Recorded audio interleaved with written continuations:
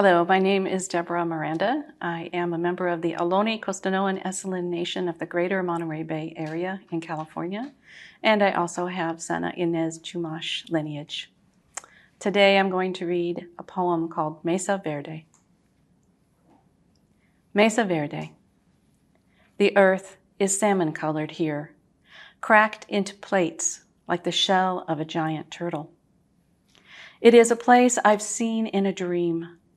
Our faces tingle with the heat of the sun, the fiery way we look at one another.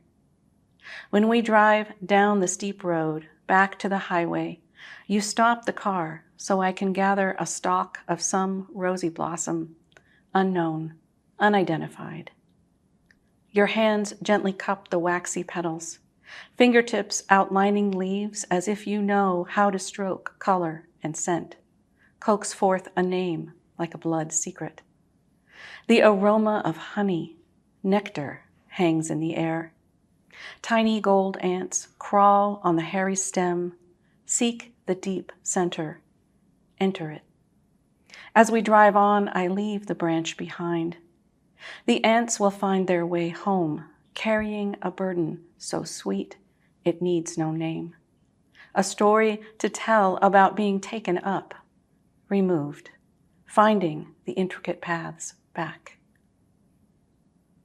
Last night I stayed up way too late playing with the Smithsonian records of J.P. Harrington, who recorded my ancestor, Isabel Meadows, and she deposited all of her stories with him. Sometimes I think that she saw him coming and realized here at last was the person to take her dictation. I found one of her notes that said, "If I had only been able to write, I would have written all the stories of these Indians here." And then in another note, she says,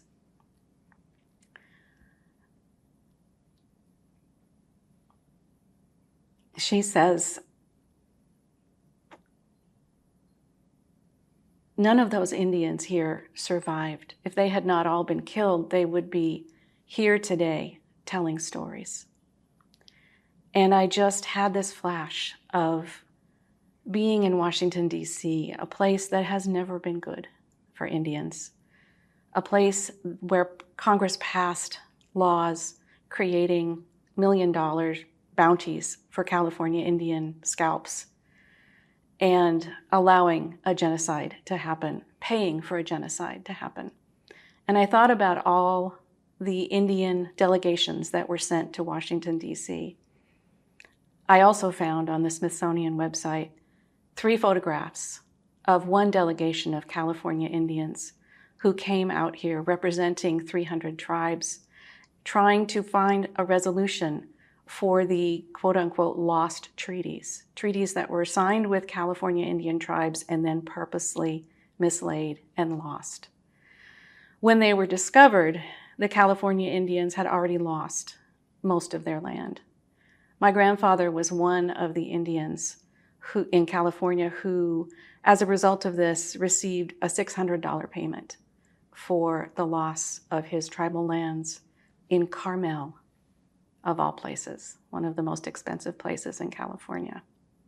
So having this Indigenous nations poetry gathering here in DC is particularly significant.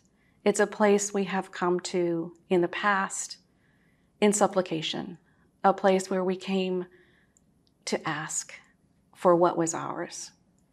And this week, young Native poets are coming to take back what is ours with language, with song, with community, because we come back together. We don't come back the scattered and fragmented tribes that some of us have become. We are forming new tribes, and we are forming a new way of using the enemy's language.